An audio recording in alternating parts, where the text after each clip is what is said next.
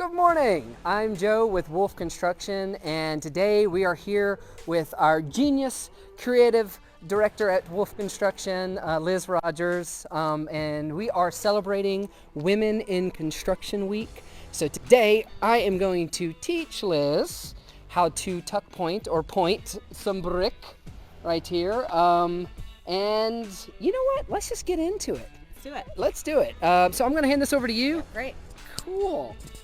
So as with any construction work, we need to make sure that we are taking the proper precautions to protect ourselves. So for this particular type of work, what I'm first going to do is make sure I suit up, proper footwear. I have these here because I unfortunately forgot to change out of my Crocs. And I have this type of work when we do tuck pointing and cleaning up brick and repointing brick is very messy. So I tend to want to wear a crawl suit or a suit, a coverall. I need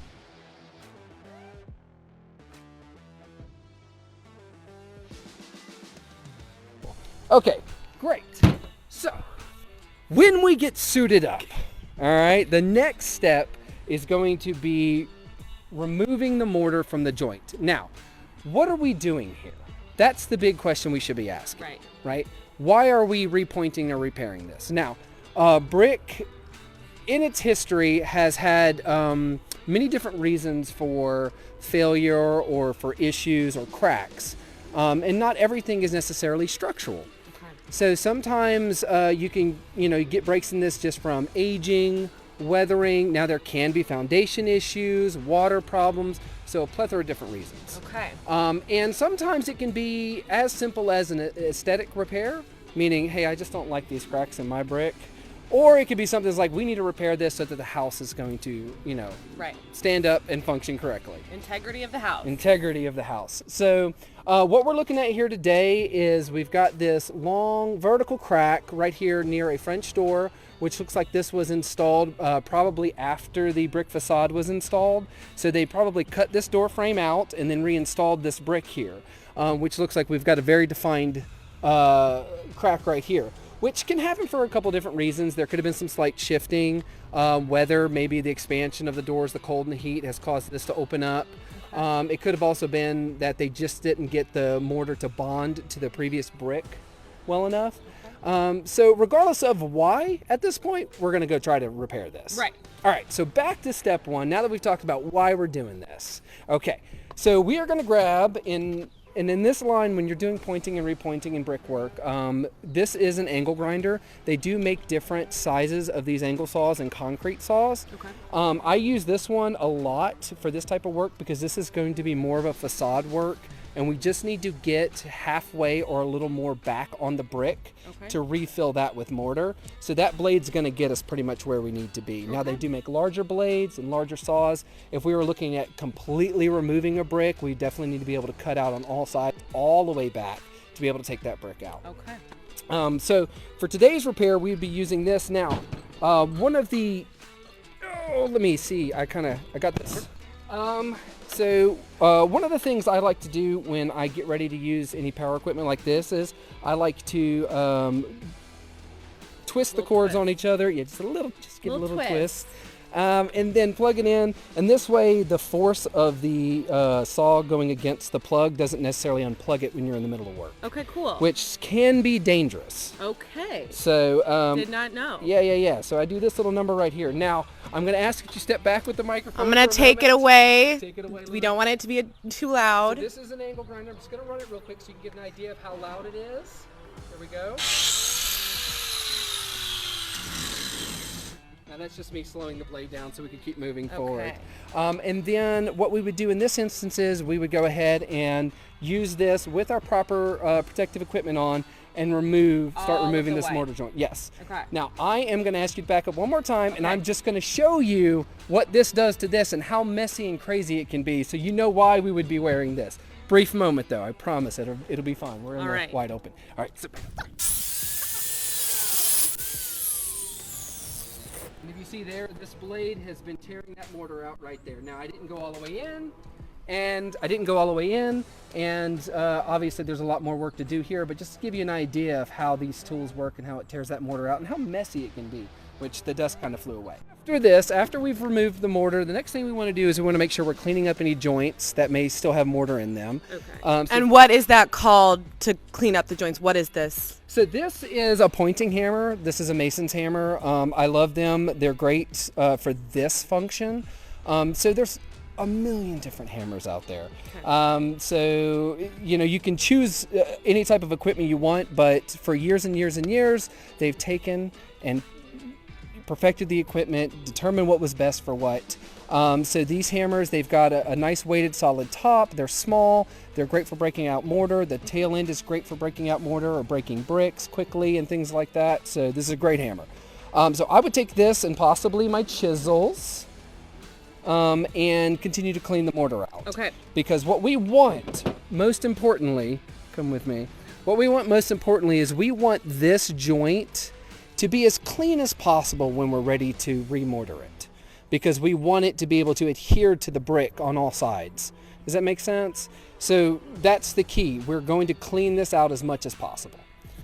So you were saying potentially that this was added in afterward. It looks like that to you. Do you think that that was maybe one of the issues that they could have run into and why it didn't adhere? Maybe it wasn't cleaned out. Is that why that's such an important step? Yeah, it could be possible. Okay. So and when we talk about putting the mortar back in, there's a couple different steps you can do to getting the mortar adhere.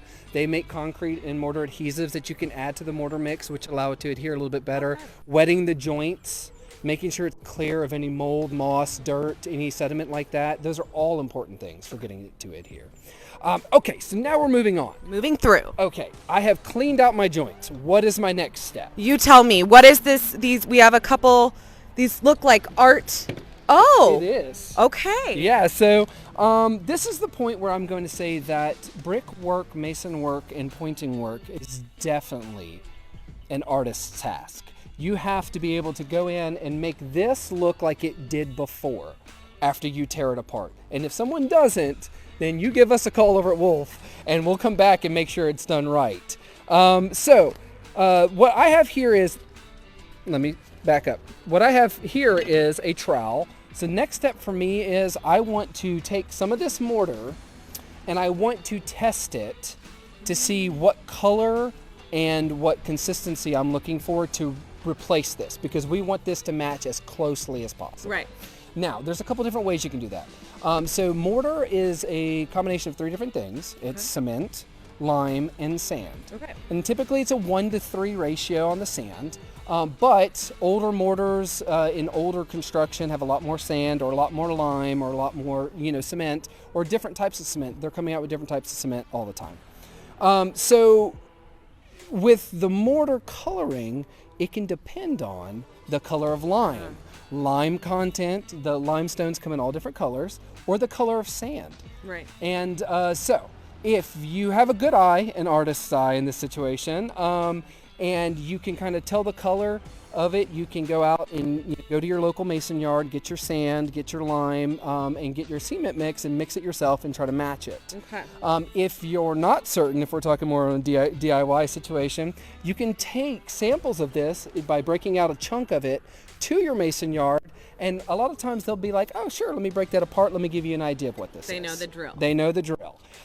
So in this situation, this is fairly basic, just gray cement with white lime. Okay. And it looks like just basic masonry sand, probably not a whole lot of color. I'd say probably a browner sand. Okay. So in this situation, what I would do is I would go ahead and be like, I'm confident, we're gonna mix this up. We're gonna mix this up. So I'll take my mixture and I'll mix it up. And in a lot of cases, if you're trying to look for a specific color of mortar, they do make dyes where you can dye the mortar mix. So this one is called buff. Yeah. Depending on if you're like, okay, we don't necessarily have the time or access to a mason yard, and I know I can make that mortar look like this, but I don't have to go find the specific lime or the specific sand. Here we go. This can be your ticket. Shortcut. Yes, and in this instance, what I would probably do, because they do make a black dye, I'd probably add a little bit of black dye to that mortar mix that I make, because you see how you got some of this dark weathering going on. We want to kind of get it not to look brand new, also. So after I've mixed my mortar, Yes. I will then. Are we decorating a cake today? We- I didn't know that we were also doing baking. I think we might have to step inside for the baking portion. This is odd. Yeah, this is a is cake decorating bag, right? This is a cake decorating bag. I apologize. I'm laughing because they make mason's bags for pointing, for piping the mortar back into the joint. I personally just don't like them. So I've found that using these disposable bags, which I try to purchase the ones that are recyclable, and when I get done with them, I can rinse them out, and then we can recycle the bags as well. So it's not just being, not Wasteful, environmentally friendly. yes. So in this situation, what I love about these is their utility. I can put the amount of mortar I need in them in smaller sections. It's a little easier for me to work with. And then, you cut the tip here like you would be piping a cake. And if I'm dealing with a situation like here, you see the size of this mortar joint? Right. And then you see the size of this mortar joint? I can start on some of my smaller joints and then cut the tip bigger and then move to my larger joints. And then I'm just using the same bag and I don't have to keep switching out. So, yes, we will be piping the house at some point in time when we get you all suited up. After I have put the mortar in here, all right, the next step is making this look like it did from the start. Okay. So we've got it cleaned out, we've got it adhered, we've got the right color. Right. Now we need to make the texture look the same. Okay. And that's where these wonderful tools here come in. So let me hold up a few for our camera person. Yes, here we go. And this one right here. Okay, cool. I think I know what's going to happen. I should step back a little bit, just real quick. When you're pointing and you do have to cut a little deeper into the brick and you're trying to get some of that mortar into the back and you can't quite pipe it in, this is a pointing trowel. They come in a couple of different sizes. I love these things because sometimes it can be tricky. Imagine you have a brick here and you're piping your mortar and it just won't go back. You grab this little trowel and you can just push it right inside the joint just like that. So these are wonderful. I almost forgot I set this out here for today. So these are called jointers. And the jointers are great. With this house, you see you have this square groove in here. Right. These are extremely difficult to make if you don't have the right jointer. Okay. All right, so a lot of homes, in most construction, you'll see a round brick joint, which is this joint here. This one is the jointer for that nice square groove that's inside. And so once we've got the new mortar in place, we're just taking this and running it through that wet mortar. Making it look good. Making it look good, just Nice. like that. Oh, it's such a satisfying sound. That Yes. just metal on brick. I love that sound. So once we get to that point, then we need to let our mortar Dry. dry. Now, there's a couple things I like to do. This is just for me. On your home specifically here, this brick has kind of a messy mortar pattern, Yes. which is the appeal to it. You've got this great textured brick, which we have a brick right here. It's always great to try to find the original brick to the home if you have to remove and replace them. And if you need to color match the brick, because sometimes there are breaks in the brick.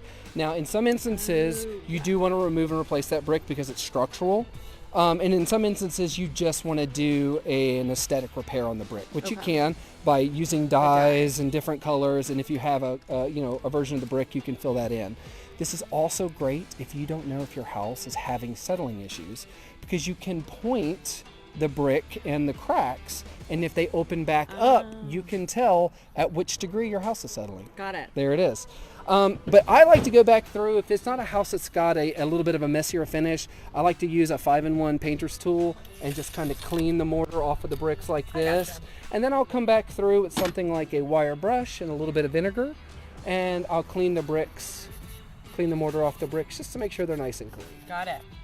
See how easily that just came off? Right, there? it did. It did. It already looks better. Cleaning your house one brick at a time. But yeah, so that's the simple process. Well, that is the process.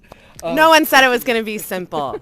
And if it's too tricky, you can always give us a call at Wolfe and we'll come help you out. Absolutely. But definitely, if you're comfortable with all of this, it can be a DIY project. So, you ready for this? Let's go ahead and get started. Absolutely. We're going to get Liz suited up, and we will see you next time. Thank you, Facebook. Find us at Wolfe.construction, and we are on Facebook, Pinterest, and YouTube. See, I usually forget all those. Thanks.